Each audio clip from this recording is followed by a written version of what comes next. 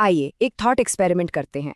सोचिए एक ऐसे भारत के बारे में जो आज जैसा बिल्कुल नहीं है। एक ऐसा भारत जिसकी कल्पना का आधार है जापान का ब्लूप्रिंट। तो कल्पना कीजिए, कल सुबह जब आंख खुलती है तो आप है तो भारत में ही। लेकिन कुछ कुछ बहुत अलग है। कुछ बदला बदला सा महसूस हो रहा है। घर से बाहर निकलते ही सड़कें एकदम मक्खन जैसी चिकनी है, एक भी गड्ढा नहीं, और वो ऊपर लटकते हुए तारों का जंजाल वो भी गायब है। गलियां बेदाग साफ हैं, और ऐसा इसलिए नहीं है कि किसी ने आज सुबह सुबह सफाई की है, बल्कि इसलिए क्योंकि किसी ने पहली बार में कचरा फेंका ही नहीं।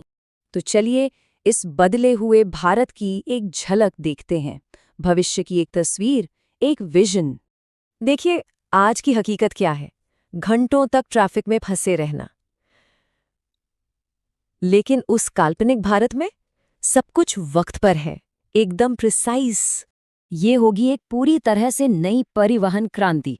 जरा सोचिए, दिल्ली से मुंबई बस कुछ ही घंटों में, हाई स्पीड बुलेट ट्रेन से, हर ट्रेन अपने तय समय पर, एक मिनट भी इधर से उधर नहीं। रेलवे स्टेशन पर कोई शोर शराबा नहीं, एकदम शांत, ऑर्गेनाइज्ड और डिसिप्लिन्ड माहौल। इसका असर, अरे बिजनेस की प्रोडक्टिविटी तो आसमान छू लेगी, टूरिज्म में एक तरह से बूम आ जाएगा, और सबसे बड़ी बात, हमारा सबसे कीमती रिसोर्स यानी वक्त, उसकी आखिर में कदर होगी। अब जरा शहरों की बात करते हैं। सोचिए हमारे शहरों को जापानी प्रिसिजन के साथ फिर से डिजाइन किया गया हो। आज के उलझे हुए तार और बारिश में भरता हुआ पानी, इसके मुकाबले भविष्य के शहर बिल्कुल अलग होंगे। सब कुछ एकदम व्यवस्थित, सारी वायरिंग जमीन के नीचे, चलने के लिए चौड़े फुटपाथ और स्मार्ट ट्रैफिक सिग्नल जो खुद ब खुद ट्रैफिक के हिसाब से एडजस्ट हो जाते हैं। और मॉनसून की भारी बारिश में भी बाढ़ नहीं, क्योंकि ड्रेनेज सिस्टम शानदार है। देखिए जब हमारे आसपास का माहौल ऑर्गेनाइज्ड होता है ना, तो हमारा मेंटल स्ट्रेस अपने आप कम हो जाता है। इंफ्रास्ट्रक्चर सिर्फ लोहा सीमेंट नहीं होता, ये लोगों के व्यवहार को भी बदलता है। और ये जो तरक्की है, इसका असर सिर्फ सड़कों और बिल्डिंग्स तक ही नहीं रहेगा, इसका प्रभाव बहुत गहरा होगा।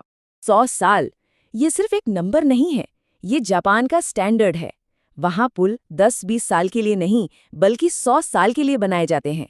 ये दिखाता है कि इंफ्रास्ट्रक्चर ऐसा हो जो लंबा चले और हर आपदा को झेल सके। और यही सोच समाज की नींव को मजबूत बनाती है।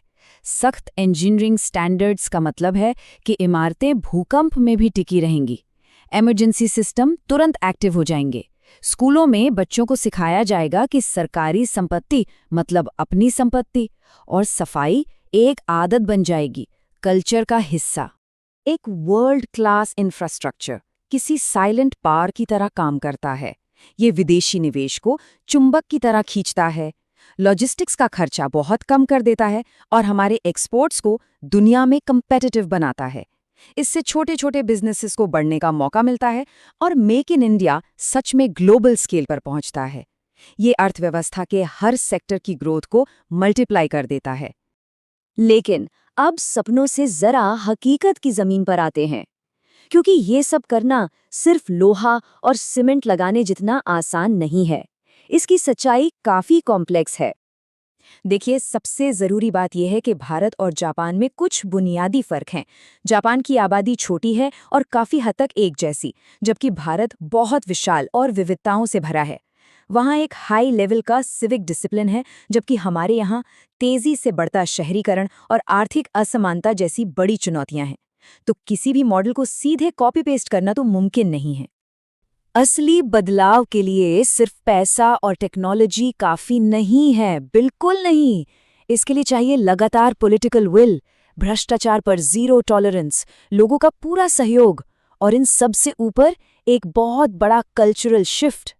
देखिए सड़कें और पुल तो कुछ सालों में बन जाएंगे, पर लोगों की सोच, उनकी मानसिकता बदलने में दशकों लग जाते हैं। तो अब सवाल ये है कि इस कल्पना को हकीकत में कैसे बदले? तरक्की का असली रास्ता क्या है? इसलिए ये पूछने के बजाय कि हमें जापान जैसा इंफ्रास्ट्रक्चर कैसे मिलेगा, शायद बेहतर सवाल ये है कि हम आज से ही जापान की कौन सी छोटी छोटी अच्छी आदतें अपना सकते हैं। सच तो ये है कि बड़े बदलाव की शुरुआत हम नागरिकों से ही होती है। सरकारी संपत्ति को अपना समझना, ट्रैफिक नियमों का पालन करना, यहाँ वहाँ कचरा ना फेंकना, जवाबदेही की मांग करना और लॉन्ग टर्म प्लानिंग को सपोर्ट करना। सरकारें सिस्टम बना सकती हैं, लेकिन उन सिस्टम्स को जिंदा रखना हम लोगों का काम है। तो अब आखिर में एक विचार पर गौर करते हैं। सोचिए एक ऐसे देश के बारे में जिसमें जापान जैसा अनुशासन हो, अमेरिका जैसा इनोवेशन हो और भारत की अपनी अनोखी विविधता हो। ऐसा देश सिर्फ एक डेवलप्ड नेशन नहीं होगा, वो एक ग्लोबल सुपर पावर होगा। भारत का भविष्य किसी कल्पना पर नहीं बल्कि हमारे आज के कर्मों पर निर्भर करता है। और क्या पता, ये बदलाव पहले ही शुरू हो चुका हो।